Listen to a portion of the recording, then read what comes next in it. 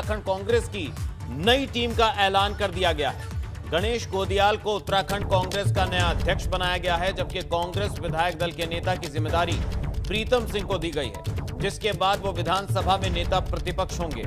वहीं पूर्व सीएम हरीश रावत को चुनाव प्रचार समिति का अध्यक्ष बनाया गया है, जबकि कांग्रेस की नई टीम में 4 कार्यकारी अध्यक्ष भी बनाए गए हैं, जिनमें तिलक राज बेहड़, भुवन कांपड़ी, जीत राम और रंजीत रावत के नाम शामिल हैं। तो एबीपी गंगा की खबर पर एक बार फिर लगी है मोहर। एबीपी गंगा ने आपको कांग्रेस की इस नई टीम के बारे में पहले ही बताया था कि गणेश गोदियाल को उत्तराखंड कांग्रेस का अध्यक्ष बनाया जाना तय है, और एबीपी गंगा की खबर पर मोहर लगी है।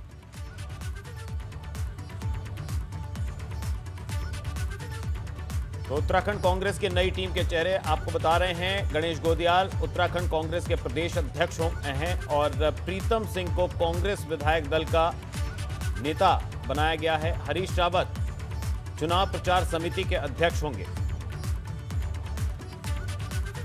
और ज्यादा जानकारी के लिए रुक करेंगे दिल्ली से सहयोगी अविनाश हमारे साथ जुड़ गए। अविनाश, एक बार फिर एबीपी गंगा की खबर पर मोहर लगी है। जो नाम आपने बताए थे, जो रेस में सबसे आगे चल रहे थे सूत्रों के हवाले से, वही फाइनल हुए हैं। क्या जानकारी है?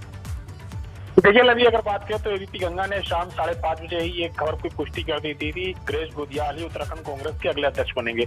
जो आज अभी लिस्ट जारी हुई है कांग्रेस की ओर से आधिकारिक, उसमें गणेश गोदियाल अध्यक्ष बनाया गया है, प्रीतम सिंह को सीएलपी नेता बनाया गया, हरीश रावत को कैंपेन कमेटी का अध्यक्ष बनाया गया और कार्यकारी अध्यक्ष तो अगर देखिए तो हरीश रावत गुटते हैं और तो प्रीतम सिंह गुटते हैं। अगर बात करें तो भुवन कापड़ी और इसके अलावा रंजीत रावत, ये प्रीतम सिंह गुट पे कह सकते हो, और जीत राम और उसके अलावा अगर बात करें तिलक राज बहेड़, ये हरीश रावत गुट के कहे जा सकते हैं। क्योंकि इसमें 2 नाम महत्वपूर्ण है। जिस तरीके से हरीश रावत कैंपेन कमेटी के चेयरमैन बने हैं, अध्यक्ष बने हैं, और प्रदेश अध्यक्ष भी उन्हीं के खेमे का कहा जा रहा है। तो एक तरफ से जिस तरीके से उत्तराखंड कांग्रेस हरीश रावत चलाना चाहते थे, अब उन्होंने पूरी तरीके से उत्तराखंड कांग्रेस की कमान अपने हाथ में ले ली है, ये कहा जा सकता है। और जिस तरीके से वो लगातार आला कमान को कह रहे थे कि अगर उत्तराखंड में कांग्रेस को चुनाव जीतना है तो उनको अब कमान देनी चाहिए, तो आला कमान ने कहीं न कहीं हरीश रावत पे भरोसा जता दिया है। अब अगर इस कॉम्बिनेशन को देखिए तो गणेश गोदियाल और प्रीतम सिंह दोनों गढ़वाल के हैं, दोनों गढ़वाल से आते हैं, और दोनों ही लोगों के ऊपर भी जिम्मेदारी होगी कि 41 सीटें हैं गढ़वाल के अंदर, उसमें कहीं न कहीं विजय फतह का पहरा है कांग्रेस। वही अगर हरीश रावत की बात करें तो कुमाऊं मंडल से आते हैं, तो गढ़वाल और कुमाऊं दोनों का कॉम्बिनेशन बनाया गया है। भुवन कापड़ी की अगर बात करें तो जो वर्तमान सीएम है पुष्कर सिंह धामी, उनके खिलाफ वो खटीमा से चुनाव लड़ते रहे। पिछला 2 चुनाव वो काफी नजदीक मार्जिन से हारे हैं, इसलिए उनका कद बढ़ाया गया है कि जिससे कि वो मुख्यमंत्री को खटीमा के अंदर चुनौती दे सके।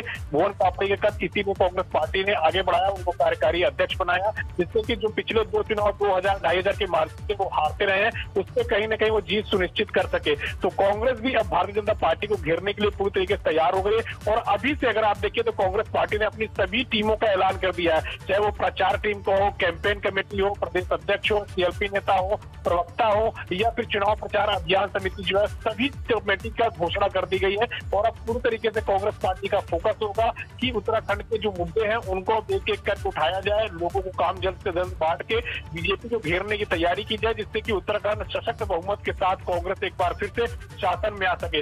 और अब अगर ये कहा जाए कि हरीश रावत ने पूरी तरीके से उत्तराखंड कांग्रेस को अपने हाथों में ले लिया है, या अपना पूरा कहीं ना वर्चस्व दिखा दिया है, ये पूरी तरीके से सही है। आला कमान ने हरीश रावत को पूरी तरीके से इसमें अगर जो घोषित टीम उसमें देखिए तो फ्री हैंड दिया है। जो हरीश रावत चाहते थे वही हुआ। अब हरीश रावत के कंधों पर यह बड़ी जिम्मेदारी होगी कि वो कांग्रेस पार्टी को सत्ता में वापस ले आए, और सत्ता में वापस आने के साथ साथ बीजेपी की जो पराजय है उसको सुनिश्चित करे, क्योंकि उन्हीं के अनुसार ये पूरी टीम घोषित हुई है।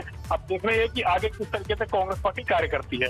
जी, निश्चित तौर पर अविनाश, आपका बहुत बहुत शुक्रिया यहाँ पर हमारे साथ जुड़ने के लिए और जानकारी देने के लिए। तो ये थे दिल्ली से सहयोगी अविनाश, हमारे साथ जुड़े हुए थे और इस बड़ी और अहम खबर पर उन्होंने अपडेट दिया। गणेश गोदियाल होंगे उत्तराखंड के कांग्रेस प्रदेश अध्यक्ष। तो एबीपी गंगा ने शाम 5:30 बजे ही ये खबर अपने दर्शकों को बताई थी, और एक बार फिर एबीपी गंगा की खबर पर मुहर लगी है। इसके साथ ही प्रीतम सिंह कांग्रेस विधायक दल के नेता बनाए गए हैं, और चुनाव प्रचार कमेटी के अध्यक्ष हरीश रावत, यानी कांग्रेस की जो पूरी कमान है उत्तराखंड में अब एक बार फिर हरीश रावत के हाथ में है। तो गणेश गोदियाल के साथ 4 कार्यकारी अध्यक्ष बनाए गए हैं। तो यह खबर अपने दर्शकों को शाम 5:30 बजे एबीपी गंगा ने ही दी थी, और एबीपी गंगा की इस खबर पर मोहर लगी है एक बार फिर। तो कौन है गणेश गोदियाल? क्षेत्रीय समीकरण को साधने के लिए कांग्रेस का यह फैसला। गणेश गोदियाल उत्तराखंड कांग्रेस के नए अध्यक्ष बने। उत्तराखंड कांग्रेस के पुराने नेताओं में एक हैं गणेश गोदियाल। गणेश गोदियाल को अध्यक्ष बनाने के लिए पीछे कांग्रेस का, तो कांग्रेस ने यह ऐलान कर दिया है। फिलहाल खबरों में बढ़ेंगे आगे। यूपी के कई जिलों में हो रही बारिश मुसीबत का सबब बनी हुई है। लगातार तमाम जगहों से बारिश से पैदा हुए हालात की तस्वीरें सामने आ रही हैं। आज भी यूपी के कई जिलों से ऐसी तस्वीरें सामने आई जिन्हें देखकर अंदाजा लगाया जा सकता है कि भारी बरसात से नदियां किस तरह भयंकर रूप धारण कर चुकी हैं। पहली तस्वीर सहारनपुर की है, जहां नदी के तेज बहाव में एक कार बह गई, जबकि दूसरी तस्वीर आगरा से सामने आई, जहां भारी बारिश के बाद जल जमाव की वजह से एक नाले में मोटरसाइकिल समा गई। और तीसरी तस्वीर ललितपुर की है, जहां एक ऑटो चालक खुद मुसीबत को न्योता दे रहा था और जान जोखिम में डालकर तेज बहाव के बीच अपना ऑटो निकालने लगा। तो पानी के तेज बहाव में ऑटो बह गया। ऑटो में एक सवारी भी थी।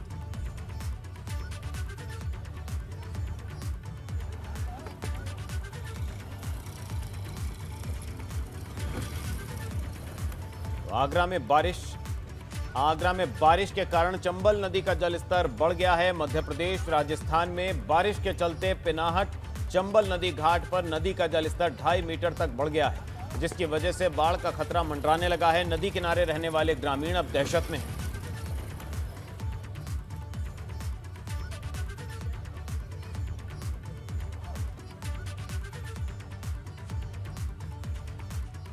वहीं सीतापुर में बनबसा बैराज से छोड़े गए 1.25 लाख क्यूसेक पानी के कारण बाढ़ का संकट गहराता जा रहा है। सरयू नदी खतरे के निशान से सिर्फ 50 सेंटीमीटर दूर रह गई है।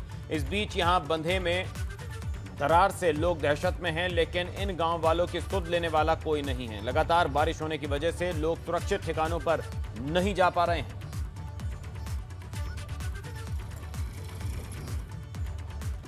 उधर गोरखपुर में बारिश के कारण जलभराव से कई कॉलोनियों के लोगों का जनजीवन अस्त व्यस्त हो गया है। सड़कें तालाब में तब्दील हो गई हैं। घरों में बारिश और सीवर का पानी भर गया है, जिससे लोग पलायन के लिए मजबूर हो गए।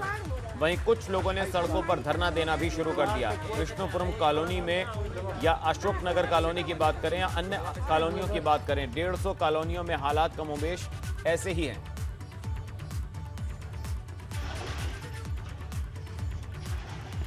विष्णुपुरम है, स्मार्ट सिटी का यही सब नज़ारा है। देख लीजिए, इतवार से बरसा है, आज तक कोई सोच नहीं लेने वाला है। नगर निगम बैठा हुआ प्रशासन वहाँ एसी में बैठा हुआ है। जनता मरे चाहे जिए चाहे ये हो, रसातल में जाए। घर में इतना पानी हिला हुआ है। जल जमाव की समस्या है। इसमें अभी नगर निगम के अधिकारी को बुलाया गया है। कुछ पंप सेट लगे हुए हैं, लेकिन और आवश्यकता है। इस पंप सेट से पूरा जो है जल निकासी नहीं हो पा रही है, तो और व्यवस्था की जा रही है और लोग लगेंगे और पंप सेट लगवाया जाएगा और समस्या का समाधान करवाया जाएगा। वहीं पिथौरागढ़ में पहाड़ी का एक बहुत बड़ा हिस्सा अचानक नीचे आ गिरा। धारचूला तहसील के किम खोला सड़क पर हाईवे पर मलबा गिरा है। तस्वीरें आप देख सकते हैं और देखकर अंदाजा लगाया जा सकता है कि अगर यहां से कोई वाहन गुजर रहा होता तो उसकी क्या हालत रही होती। नेशनल हाईवे पर अचानक मलबा गिरा। गनीमत रही कि इसकी चपेट में कोई नहीं आया।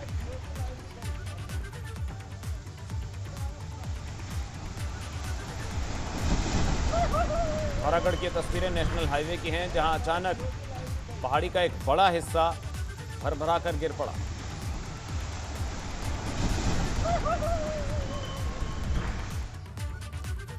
और अब खबर उत्तरकाशी से, जहां भूस्खलन से कई रोड बंद हो गए हैं। गंगोत्री नेशनल हाईवे नालू पानी के पास बंद। ग्रामीण इलाकों को जाने वाली 24 सड़कें बंद हो गई हैं। लगातार 5वें दिन जिले में बारिश जारी है, जिससे मुश्किलों का सामना करना पड़ रहा है।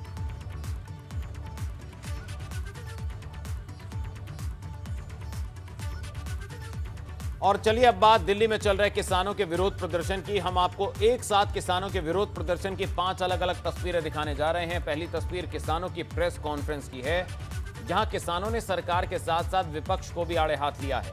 किसानों का आरोप है कि विपक्ष भी संसद में किसानों की आवाज नहीं उठा रहा है।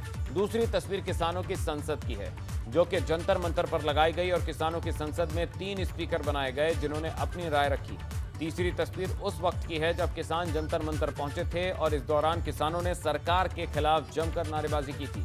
चौथी तस्वीर उस वक्त की है जब किसान बस से जंतर मंतर आ रहे थे, लेकिन रास्ते में ही किसानों की बस बदल दी गई और उन्हें डीटीसी के जरिए जंतर मंतर लाया गया। पुलिस की माने तो ऐसा सुरक्षा को देखते हुए किया गया। वहीं पांचवी तस्वीर मथुरा की है, जहां पर भारतीय किसान यूनियन की अगुवाई में किसान विकास भवन पहुंचे और यहां विरोध करते हुए किसानों ने अधिकारियों को बंधक बना लिया।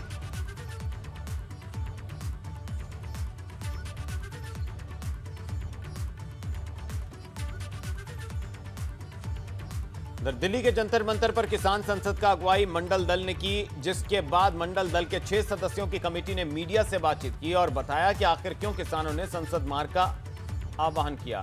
मंडल दल के 6 सदस्यों की कमेटी ने बताया कि उनके मुद्दे पर चाहे सरकार हो या फिर विपक्ष कोई भी संवेदनशीलता नहीं दिखा रहा है। इन लोगों ने आरोप लगाया कि सरकार और विपक्ष कोई भी उनकी आवाज को संसद में नहीं उठा रहा है।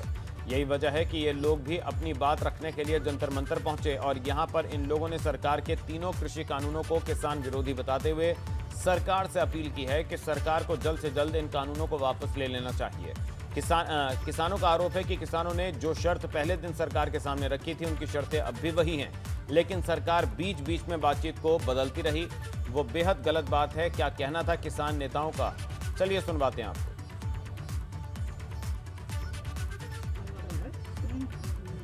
पार्टी ने इन्हों को यहाँ बुलाया है और ये अपने मांगों को समझ नहीं रहे। हम इन्हों की जो आमदन है वो दुगनी करना चाहते हैं। इंग्लैंड की संसद में इस विषय पे चर्चा हो रही है, न्यूजीलैंड की संसद में उस पर चर्चा हो रही है, कनाडा की संसद में चर्चा हो रही है।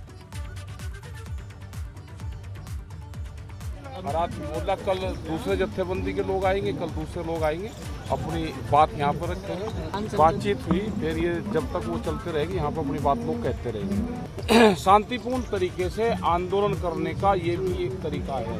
आगे का पता नहीं भाई, अभी तो जब तक पार्लियामेंट चलेगी जब तक हम लोग यहाँ पर आते रहेंगे। आगे का आंदोलन वहाँ पर धरना चल ही रहा है हमारा। किसान आंदोलन अब भारत की संसद में भी चर्चा हो जाए तो कितना अच्छा रहेगा। इतना अर्थ तो करने का हक बनता है अपनी संसद से। वैसे आमतौर पे मैं नहीं कहता इंग्लैंड से सीखो, अमेरिका से सीखो, पर क्या करें, वो बेचारे डिस्कस कर रहे हैं और हमारी संसद डिस्कस नहीं कर रही। तो हो सकता है यहाँ की आवाज गूंज पहुंची हो। 20 MP यहाँ पे आ भी गए थे, कईयों ने, दूसरों ने भी बात उठाई। हो सकता है हमारी संसद को इच्छा हो जाए कि इस देश के किसानों की अवस्था पे और किसान आंदोलन की मांग पे कायदे से चर्चा करें।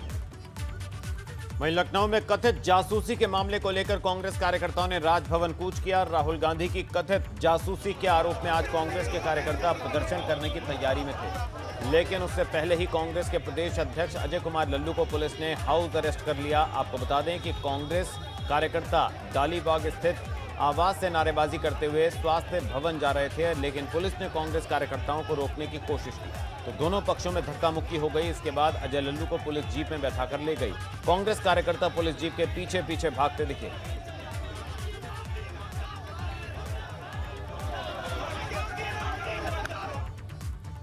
वहीं यूपी सरकार ने कोरोना पर काबू पाने के लिए जिस तरह का काम किया है उससे प्रदेश के पूर्व राज्यपाल राम नाईक बेहद प्रभावित हैं। पूर्व राज्यपाल राम नाईक ने कोरोना के खिलाफ जबरदस्त तरीके से जंग लड़ने के लिए प्रदेश के मुखिया योगी आदित्यनाथ और प्रदेश की जनता का अभिनंदन किया है। साथ ही महाराष्ट्र सरकार से अपील की है कि उन्हें भी यूपी सरकार से इस मामले में सीख लेनी चाहिए। पूर्व राज्यपाल राम नाईक ने कहा कि महाराष्ट्र के उद्धव ठाकरे की अगुवाई में चलने वाली महाविकास अघाड़ी गठबंधन की सरकार को कोरोना प्रबंधन के मामले में यूपी सरकार से सीख लेनी चाहिए ताकि महाराष्ट्र के लोगों को भी कोरोना के खतरे से बचाया जा सके। राम नाईक ने कहा कि यूपी की जनसंख्या महाराष्ट्र की जनसंख्या के मुकाबले काफी ज्यादा है, बावजूद इसके कोरोना प्रबंधन के मामले में यूपी सरकार ने महाराष्ट्र के मुकाबले ज्यादा असरदार ढंग से काम किया।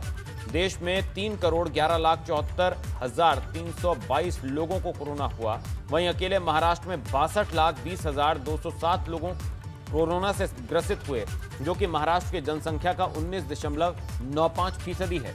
वहीं यूपी में 17,07,884 लोगों को कोरोना हुआ, जो कि यूपी की जनसंख्या का सिर्फ 5.48% है। आंकड़ा साफ इशारा कर रहा है कि यूपी में कोरोना प्रबंधन ज्यादा मजबूत था और इसी वजह से यहां पर इसका असर उतना बुरा नहीं हुआ जितना कि महाराष्ट्र और कुछ दूसरे राज्यों पर।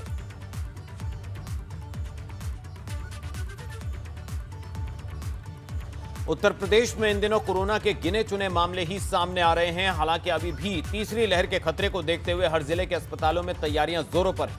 लेकिन कानपुर के उर्सला अस्पताल में तीसरी लहर की तैयारियां भगवान भरोसे हैं, क्योंकि अस्पताल में ना तो वेंटिलेटर ऑपरेटर और एनेस्थेसिस्ट जैसे ट्रेंड स्टाफ नहीं है, जिनकी वजह से आईसीयू और बच्चों के एनआईसीयू में जनरल स्टाफ और संविदा कर्मचारियों के भरोसे मरीजों की देखभाल की जा रही है। यही वजह है कि उर्सला अस्पताल में चाइल्ड स्पेशलिस्ट डॉक्टरों की तैनाती के बावजूद गंभीर मरीजों को रेफर कर दिया जाता है।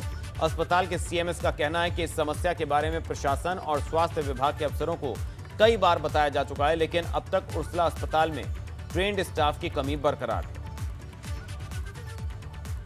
हमारा हॉस्पिटल बेसिकली नॉन कोविड है, फिर भी हमारे यहाँ 500 लीटर पर मिनट की क्षमता का एक ऑक्सीजन प्लांट शुरू हो चुका है और 1000 लीटर पर मिनट की क्षमता का ऑक्सीजन प्लांट 28 से 1 के बीच में शुरू हो जाएगा। और उसके अलावा हमारे यहाँ जैसे जो कोविड बच्चे हैं जो कि उम्मीद है कि उसमें रहेंगे, अगर वो निगेटिव हो जाते हैं और उसके बाद उनको चिकित्सा की ज़रूरत होती है तो हमारे यहाँ पर्याप्त चिकित्सक भी उपलब्ध हैं और हमारे यहाँ पीकू भी 10 बेड का और टोटल हमारे पास 35 बेड बच्चों के अलग हैं। कानपुर में स्वास्थ्य महकमे की लाचारी को हम सब जानते हैं। उर्सला अस्पताल में जो अव्यवस्थाएं हैं, इसके लिए उर्सला अस्पताल प्रशासन ने शासन को तमाम पत्र भी लिखे हैं। बावजूद इसके इन समस्याओं का निराकरण अभी तक नहीं हुआ है। ये तब है जब तीसरी वेव कोरोना की आने की बात कही जा रही है। ऐसे में शासन और प्रशासन को इन समस्याओं को गंभीरता से लेना चाहिए और इनका निराकरण जल्द से जल्द करा देना चाहिए। कानपुर से कैमरामैन पंकज निगम के साथ रतीश त्रिवेदी, एबीपी गंगा। वहीं सीएम योगी आदित्यनाथ शुक्रवार को गोरखपुर के दौरे पर पहुंचेंगे। यहां वो 154 करोड़ की लागत से बनने वाले सैनिक स्कूल का शिलान्यास करेंगे। कार्यक्रम फर्टिलाइजर परिसर में किया जाएगा। करोड़ों की लागत से बनने वाला सैनिक स्कूल 50 एकड़ में फैला होगा। खबर मैनपुरी से, जहां के थाना किशनी क्षेत्र में जमीन विवाद को लेकर खूनी संघर्ष हुआ, जिसमें हुई जबरदस्त मारपीट का वीडियो सोशल मीडिया पर भी वायरल हो रहा है। तो वीडियो में महिलाएं भी एक दूसरे पर लाठियां बरसाती नजर आ रही हैं। वीडियो कई दिन पहले का बताया जा रहा है और कई लोग इसमें घायल हुए हैं।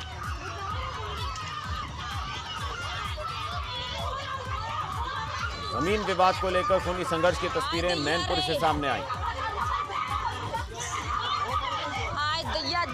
उधर गोंडा से दबंगों की दबंगई सामने आई है, जहां आधा दर्जन दबंगों ने एक शॉपिंग मॉल के नीचे बनी दुकानों में दुकानदार को जमकर पीटा। पीटने का वीडियो अब सोशल मीडिया पर वायरल हो रहा है। मामूली कहासुनी के बाद यह विवाद हुआ। सड़क पर तमाशा देखते रहे लोग। कोतवाली नगर क्षेत्र के कमला शॉपिंग कॉम्प्लेक्स का बताया जा रहा है पूरा वीडियो।